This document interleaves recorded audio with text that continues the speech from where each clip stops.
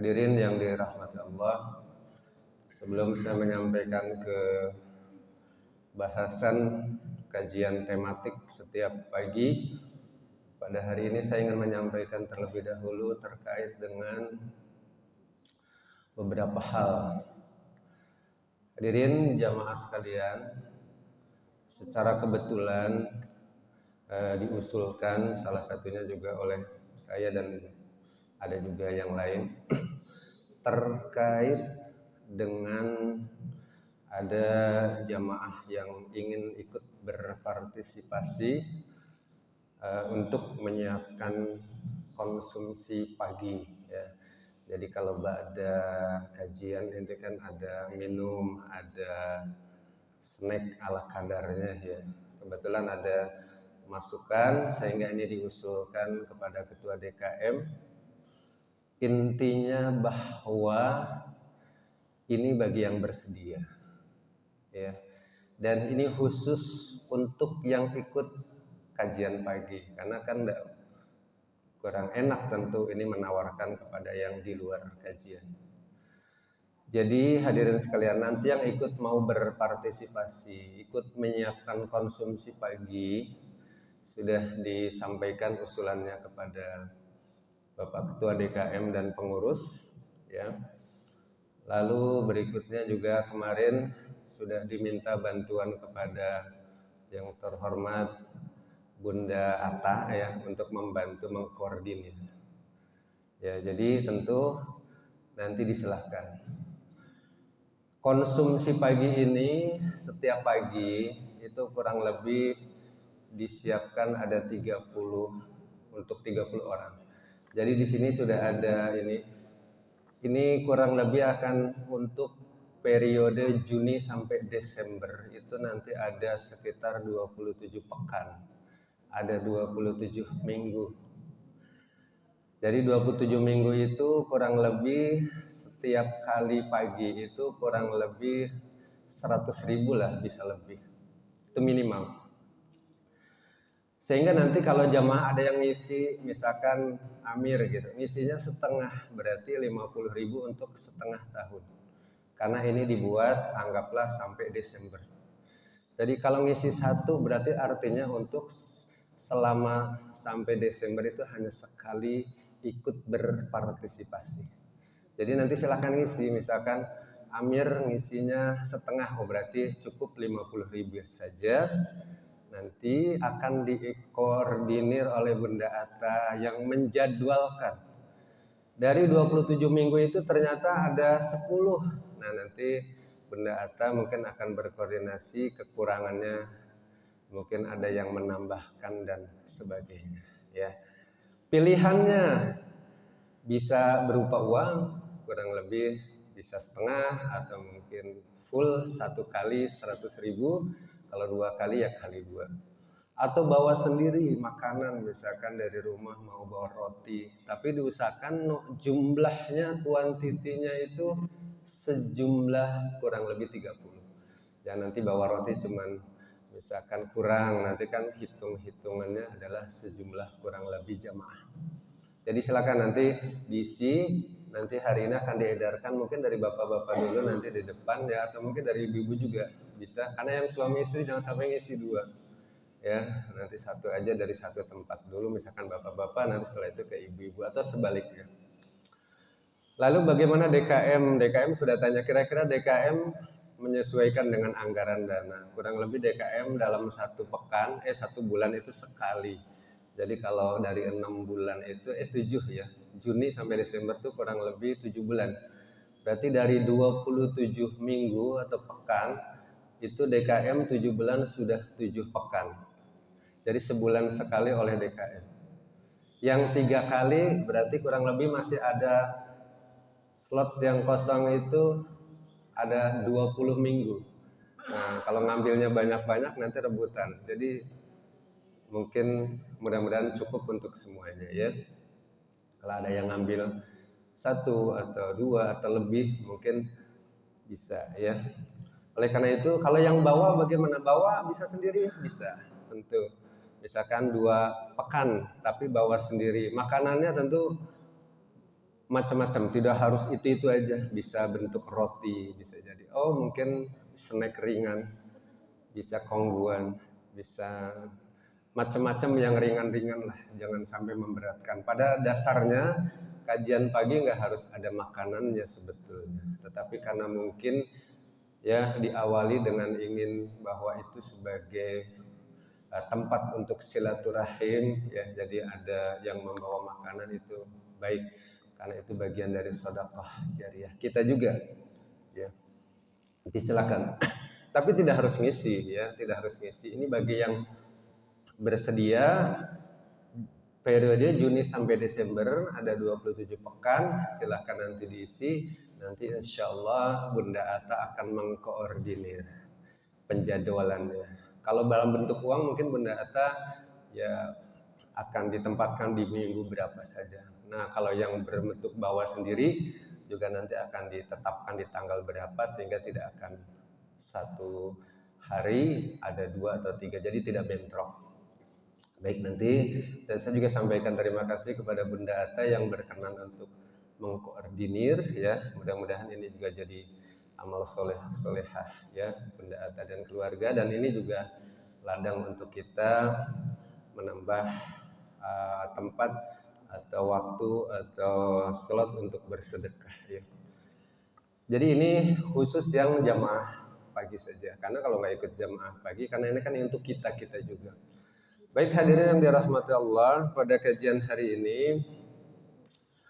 saya ingin menyampaikan ada satu ungkapan yang sangat menarik yang barangkali ini juga perlu kita resapi bersama.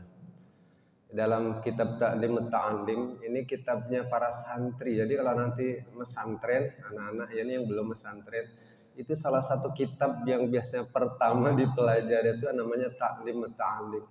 Kitab tipis tapi penuh makna ya, terkait dengan hikmah, manfaat, tujuan untuk belajar.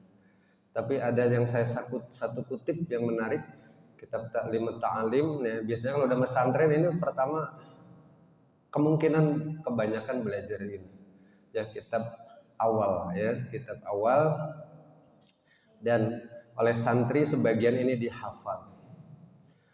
Bismillahirrahmanirrahim.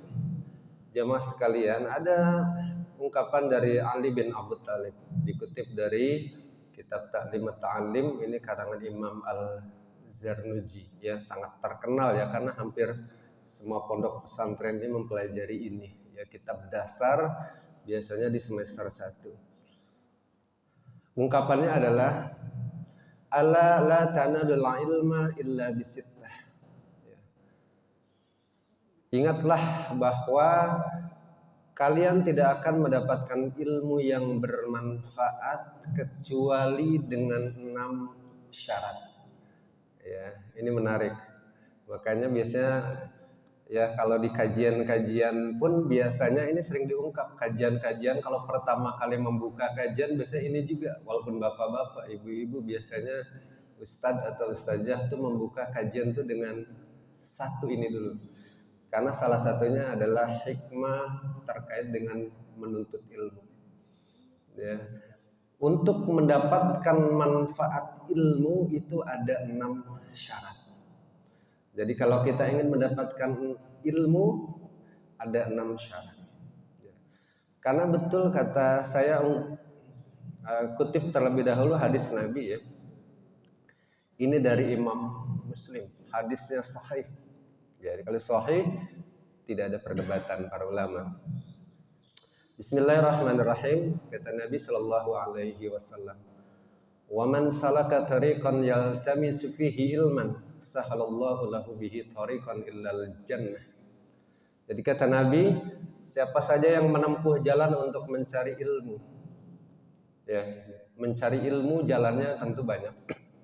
Bisa di masjid, bisa majelis taklim. Sekarang ada Zoom, ya. Bahkan sekarang seminar-seminar pun itu Zoom. Ya, kalau saya di kampus tuh masih ngisi dengan Zoom ya. Kadang ngisi seminar menjadi pembicara pun kita Zoom masih ya. Karena mungkin jangkauannya bukan hanya Jakarta, luar Jawa seringkali kita Zoom. Ya. Jadi Misalkan 2 minggu yang lalu saya memberikan menjadi pemateri seminar, tetap Zoom. Jadi karena memang itu bagian dari menuntut ilmu juga. Ya. Jadi bisa juga kita mencari ilmu itu juga melalui rekaman. Nih Ustaz Asep ini merekam. Mungkin memang bisa dijangkau oleh teman-teman yang tidak bisa hadir. Ya, walaupun saya nggak pede kalau direkam. Karena bukan Ustadz ini ya, hanya sharing-sharing pagi aja. Ya, baik. Jadi mencari ilmu maka Allah akan memudahkan baginya jalan menuju surga. Jadi kalau kita mencari ilmu dengan jalan apapun, dengan niat yang baik untuk menuntut ilmu, Allah akan mudahkan baginya jalan menuju surga. Sehingga ini juga ditafsirkan bahwa menuju surga itu semua niat kebaikan yang menjadi pahala Allah akan berikan kebaikan. Jadi kalau suami mencari rizki itu kan kebaikan. Ya. Kalau dia sering menuntut ilmu, insya Allah digampangin oleh Allah, dimudahkan. Karena mencari rizki pada dasarnya mencari pahala. Mencari pahala adalah menuju surganya Allah Subhanahu wa Ta'ala. Oh, saya silaturahim ke tempat saudara. Kalau orang yang sering mencari ilmu, ya korelasi hadisnya adalah dimudahkan ya dalam proses kita untuk silaturahim. Urusan yang lain yang selama itu baik, ya itu insya Allah akan dimudahkan oleh Allah Subhanahu wa Ta'ala. Ya, hadirin dirahmati Allah, itu adalah menuntut ilmu. Sehingga menuntut ilmu itu tentu jangan terpaku terhadap satu hal. Majelisnya mungkin berbeda-beda. Ada yang dekat, ada yang jauh, ya. Tetapi tentu karena menuntut ilmu itu adalah ya. Jadi kalau Imam Al-Qadi ditanya, sampai kapan saya harus menuntut ilmu? Beliau jawab katakannya ya sampai meninggal, kan hadisnya begitu. Sampai kita meninggal. Ya tentu konteks menuntut ilmu untuk anak-anak dan dewasa berbeda-beda. Kalau anak-anak ya mungkin dengan sekolah. Kalau yang udah seusia sudah berkeluarga tentu menyesuaikan waktu. Ada yang sibuk kerja di mobil masih bisa mendengarkan kajian-kajian ulama-ulama favorit kita. Dan tidak bisa dipaksakan. Banyak orang suka dengan UAS, tapi banyak juga yang mengidolakan AAG. Ya, ada juga yang mengidolakan Adi Hidayat. Apapun yang disampaikan Adi Hidayat itu demen. Sama-sama baik, tapi belum tentu sama-sama mengidolakan. Ya, sama juga kalau kita di sekolah guru juga demikian. Baik, hadirin dirahmati Allah. Yang pertama bahwa syarat supaya mencari ilmu itu bermanfaat adalah dukain wa hirsin wastibarin wa bulghatin wa irsyadu ustadin wa tulil zaman. Yang pertama adalah zakaun, cerdas. Syarat mencari ilmu adalah cerdas. Cerdas itu dalam kajian taklim ta'alim, dalam kajian proses pembelajaran itu adalah muhibbatum minallah. Yang pertama memang cerdas sudah diberikan oleh Allah, orangnya cerdas. Kalau di sekolah itu ada beberapa sekolah yang kalau di SMP SMA menyelenggarakan SKS, dulu namanya kelas percepatan, itu kelas akselerasi. Sekarang penyelenggara sekolah akselerasi harus IQ-nya minimal 130. 130 di SD bisa 5 tahun, SMP 2 tahun, SMA 2 tahun. Anak-anak aksel, nah ya kalau di sekolah itu 2 tahun. Itu cerdas. Orang cerdas itu sebentar bisa. Makanya kalau orang cerdas biasanya di kelas tuh iseng. Sekali dikasih tahu ngerti. Kalau dicampur sama anak yang biasa-biasa aja, biasanya riweuh. Ya, riweuh. Kenapa? Yang lain dikasih taunya belajar matematika harus diulang 2-3 kali baru ngerti. Anak aksel sekali udah ngerti. Sama gurunya diulang lagi, bosen dia. Makanya kadang-kadang anak aksel itu isengnya luar biasa. ya jengkelin temennya, bikin masalah karena bisa jadi salah dalam penempatan kelas. Cerdas, mahibatum minallah. Itu adalah memang dari Allah, udah cerdas. Menghafal Quran cepat, menghafal nama-nama cepat. Yang kedua, cerdas karena muktasab. Artinya cerdas karena usaha. Ya pasti kalau kita berusaha pasti diberikan kemudahan oleh Allah. Ya. Cerdas karena berusaha. Karena memang Allah memberikan potensi yang berbeda-beda. Tetapi kalau kita sungguh-sungguh, ya, ada orang menghafal Quran satu hari bisa 1-2 ayat, bahkan ada yang setengah halaman. Ya. Tapi ada juga itu membutuhkan waktu yang lama, butuh 1 jam, 2 jam dan seterusnya. Yang kedua, hirsun, sungguh-sungguh, semangat, gigih. Ini kalau menuntut ilmu termasuk kita ya. Kalau nggak gigih, kita pengen belajar baca Quran. Kalau nggak gigih, males. Ya. Udah tua masih belajar Iqra. Startnya dari Iqra 2, Iqra 3, lama amat ya. Menuju Iqra 6. Pakai Ummi. Baru belajar pakai buku Ummi 1, 2. Pengennya langsung Ummi 6 ke Quran langsung bisa. Baru belajar pakai kiroati atau tilawati, mulai belajar buku rendah, pinginnya langsung bisa. Saya mau belajar pakai metode An-Nur 3 jam bisa, metode Al-Katibah 1,5 jam bisa baca Quran. Saya dulu waktu mahasiswa itu ikut ya pelatihan metode Al-Katibah. Saya pengen ngajar, yang saya ajarin langsung bisa dalam 1,5 jam. Saya ikut ya pelatihannya 3 hari lulus, dapat sertifikat. Tapi ternyata 1,5 jam itu juga bukan berarti lancar, bisa mengerti huruf. Saya ikut pelatihan metode An-Nur 3 jam, bayangkan dari nol. Ya, tapi ternyata juga ya kadang-kadang kalau nggak sungguh-sungguh 3 jam juga sama aja. Habis pelatihan lupa lagi. Jadi memang butuh kesungguhan. Yang ketiga adalah istobarun, sabar. Ya, jadi kalau nggak sabar ya lewat. Belum selesai, baru belajar Quran, baru qiraati 5. Kan tajwid dapatnya setelah lulus. Nanti bacaan gharib. Bacaan gharib itu bacaan-bacaan yang tulisannya panjang dibaca pendek. Tulisannya demikian tapi bacanya beda, itu belajaran gharib. Ya, kalau di pelatihan Umi bahkan gharib harus hafal. Kenapa? Nanti ketika membaca Al-Qur'an mendapatkan kata-kata itu dia sudah tahu, nggak ketukar.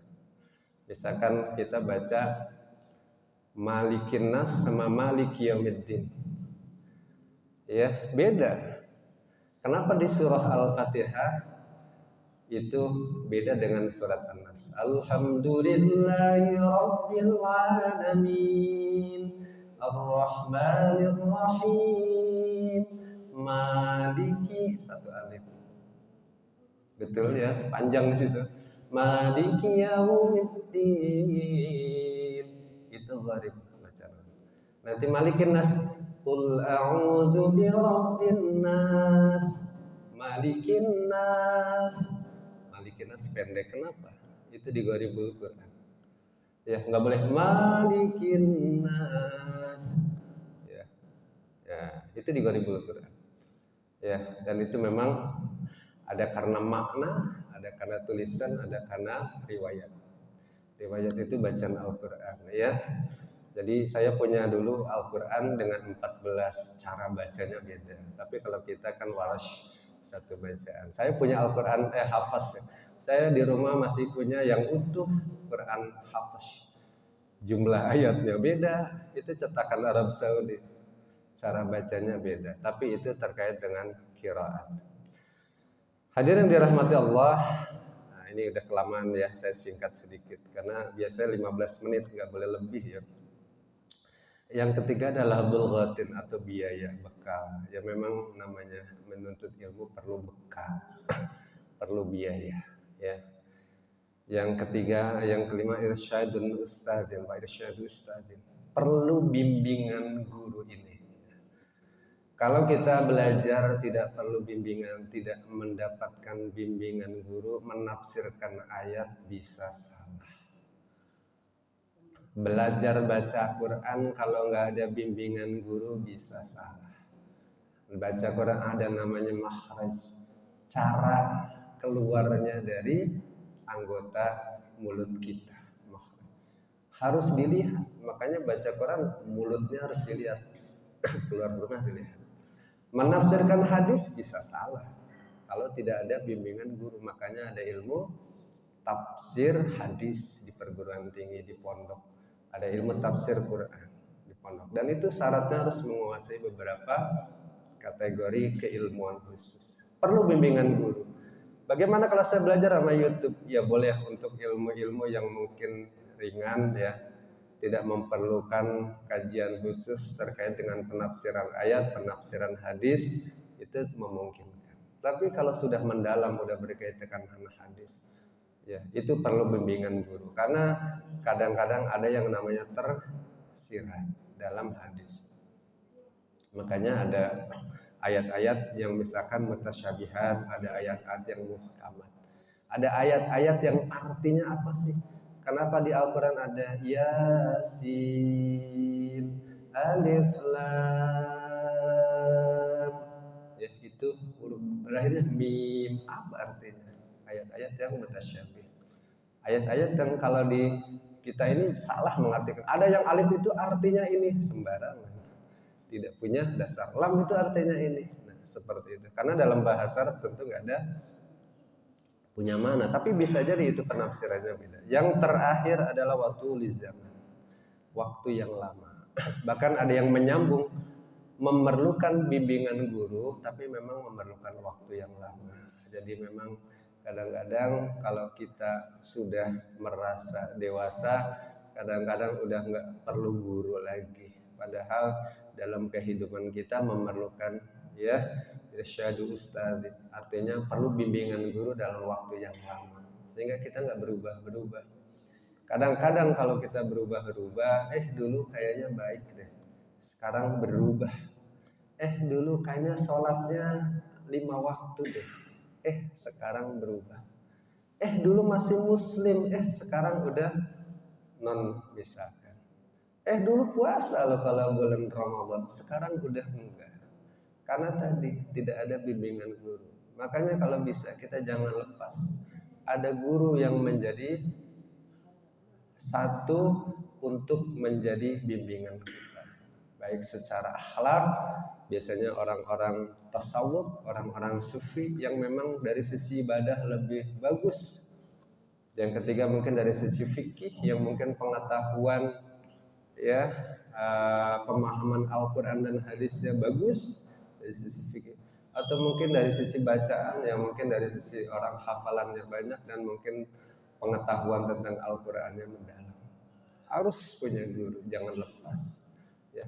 Mudah-mudahan kita termasuk orang-orang yang bisa meneladani ya, mendalami 6 hal tadi dalam menuntut ilmu, karena tentu kita pun ingin bahwa kita termasuk yang dimudahkan oleh Allah sahalallahu lahu bihi tariqan ilal jannah. Mudah-mudahan karena kita meluangkan waktu walaupun sebulan sekali niatkan menuntut ilmu dengan satu guru, mungkin nggak sempat di kompleks ini. Ya mungkin saya senang kalau di Pondok Indah, nggak apa-apa.